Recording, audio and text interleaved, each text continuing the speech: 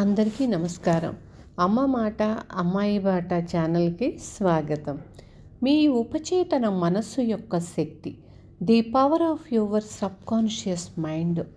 చివరి వరకు విని లైక్ చేసి షేర్ చేయండి. మొదటిసారి వింటున్నట్లయితే సబ్స్క్రైబ్ చేసుకోండి. మధ్యలో స్కిప్ చేయొద్దు. అలా స్కిప్ చేస్తే మనకి అర్థం కాదు. మొదలు పెట్టుకుందామా? ఇప్పటి వరకు విన్న వాటిల్లో మానవ సంబంధాలకు లాభకరమైన సూచనలు. మన సబ్కాన్షియస్ మైండ్ ఒక నమోదు చేసే యంత్రం. అది ఎప్పుడు అలవాటుగా ఆలోచించి పునరుత్పత్తి చేస్తుంది. అవతలి వ్యక్తి గురించి మంచిగా ఆలోచిస్తున్నామంటే మన గురించి మనం మంచిగా ఆలోచిస్తున్నామనే అర్థం. 2, ద్వేషము, కోపము నిండిన ఆలోచన మానసికంగా విషం లాంటిది. ఇతరుల గురించి చెడుగా ఆలోచించొద్దు. దాని అర్థం మన గురించి మనం చెడుగా ఆలోచిస్తున్నామనే. మన ప్రపంచంలో ఆలోచించేది మన ఒక్కరమే. మన ఆలోచనలు సృజనాత్మకమైనవి. 3, మన మనసు ఒక సృజనాత్మకమైన మాధ్యమం.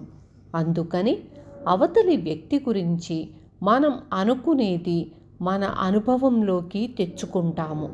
ఉత్తమ సూత్రానికి మనస్తత్వ శాస్త్రం చెప్పే అర్థం ఇదే. ఇతరులు మన గురించి ఎలా ఆలోచించాలని మనం అనుకుంటామో మనం కూడా వాళ్ళ గురించి అదే విధంగా ఆలోచిస్తాము. 4, ఇతరులను మోసం, దగా, దోపిడీ చేస్తే మనకు మనమే లేమి, నష్టం, పరిమితి సృష్టించుకున్నట్లే. మన సబ్కాన్షియస్ మైండ్ మన అంతరంగంలోని ప్రేరణలను, ఆలోచనలను, భావాలను నమోదు చేస్తుంది. అవి వ్యతిరేకంగా ఉన్నట్లయితే నష్టం, పరిమితులు, ఇబ్బందులు లెక్కలేనన్ని విధాలుగా మన దగ్గరకు చేరుకుంటాయి. ఇతరుల పట్ల మనం చేసే పనులు మనకు మనమే చేసుకుంటున్నాము. 5, మనం చేసే మంచి, చూపించే దయ, అందించే ప్రేమ అన్నీ ఎన్నో రెట్లు పెరిగి మనకి మళ్ళీ తిరిగి వచ్చి చేరతాయి. 6, ఇతరులను గురించి మనం ఆలోచించే పద్ధతికి మనమే బాధ్యులము. గుర్తుంచుకోవాలి ఈ విషయం. మనం ముఖ్యంగా మనం వాళ్ళ గురించి ఆలోచించే పద్ధతికి వాళ్ళు బాధ్యులు కారు. మన ఆలోచనల్ని పునరుత్పత్తి చెందుతాయి. అవతలి వ్యక్తి గురించి ఇప్పుడు మనం ఏమనుకుంటున్నాము? 7, భావ పరిపక్వతను సాధించాలి. అవతలి వ్యక్తి మనతో ఏకీభవించకపోవటాన్ని అనుమతించాలి. మన అభిప్రాయంతో ఏకీభవించకపోయే హక్కు వాళ్లకు పూర్తిగా ఉంది. అలాగే మనకి కూడా అలాంటి స్వేచ్ఛ ఉంది. అవతలి వ్యక్తిని నొప్పించకుండానే మనం వాళ్లతో విభేదించవచ్చు. 8, జంతువులు మనలోని భయం, ప్రకంపనలను కనిపెట్టి అకస్మాత్తుగా మన మీద పడవచ్చు. మనం జంతువులను ప్రేమిస్తే అవి మనల్ని ఎన్నడూ దాడి చెయ్యవు. చాలామంది క్రమశిక్షణ లేని మనుషులు కుక్క, పిల్లి, ఇతర జంతువుల వలె సున్నిత మనస్కులు. 9, మన మనసులోని మాటలు మన నిశ్శబ్దమైన ఆలోచనలకు, భావాలకు ప్రతినిధులు. వాటిని ఇతరులు మన పట్ల స్పందించే తీరులో మనం అనుభవిస్తాము. 10, మనకి ఏం కావాలని కోరుకుంటున్నామో అదే ఇతరుల కోసం కూడా కోరుకోవాలి. సామరస్యంతో కూడిన మానవ సంబంధాలకు ఇదే కీలకం. 11, మన యజమాని గురించి మన అభిప్రాయాన్ని, అంచనాని మార్చుకోవాలి. అతను ప్రేమ అనే స్వర్ణ నియమాన్ని పాటిస్తున్నాడని తెలుసుకోవాలి. వారి స్పందన దానికి తగ్గట్టే ఉంటుంది. 12, అవతలి వ్యక్తిని మనం అనుమతిస్తే గాని వాళ్ళు మనకి కోపాన్ని, విసుగును తెప్పించలేరు. మన ఆలోచన సృజనాత్మకమైనది. మనం అవతలి వ్యక్తిని ఆశీర్వదించగలము.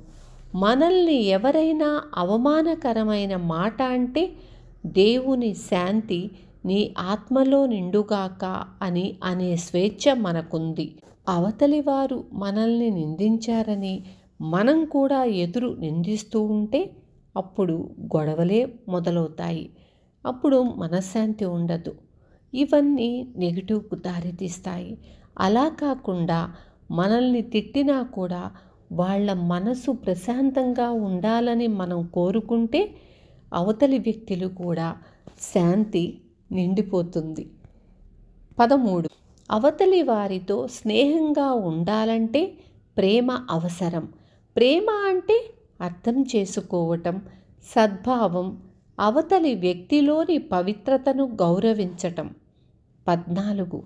అంగవైకల్యం కలవారు, వీపు గూను కలవారిని ద్వేషించకండి. మనకు దయ కలగాలి.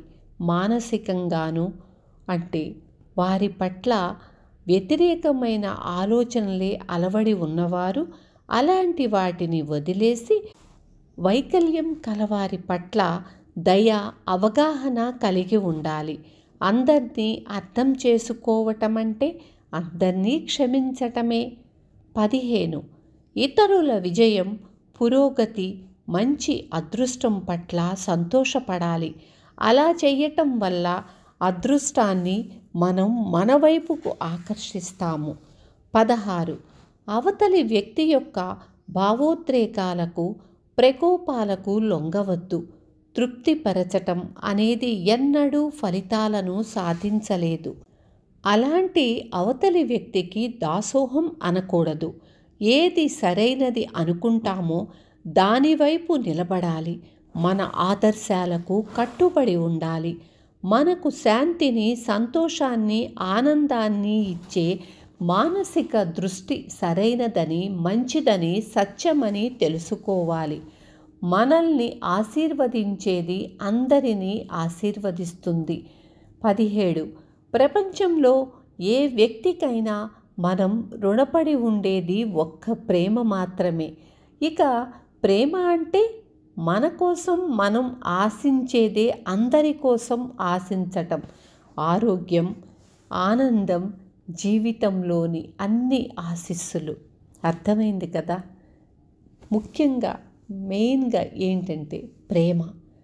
ప్రేమకు కొలతలు లేవు. ప్రేమను ఎవ్వరూ దోచుకోరు.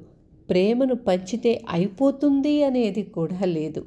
అందుకు ప్రతి ఒక్కళ్ళను ప్రేమించాలి. మనుషులే కాదు, జంతువుల పట్ల, చెట్ల పట్ల, ప్రతి దాని మీద ప్రేమను పెంచుకోవాలి. జంతువుల మీద ప్రేమ చూపిస్తే అవి మన మీదకి ఎప్పుడూ దాడి చేయవు. మనం భయపడకుండా కొంచెం ధైర్యంగా ప్రేమను పెంచుకోవటం అలవాటు చేసుకోవాలి. రేపు మళ్ళీ మీ ముందుకు వస్తాను. లైక్ చేసి షేర్ చేయండి దయచేసి. మరొకళ్ళు దీన్ని తెలుసుకునే అవకాశం కలుగుతుంది. ఉంటాను. Thank you.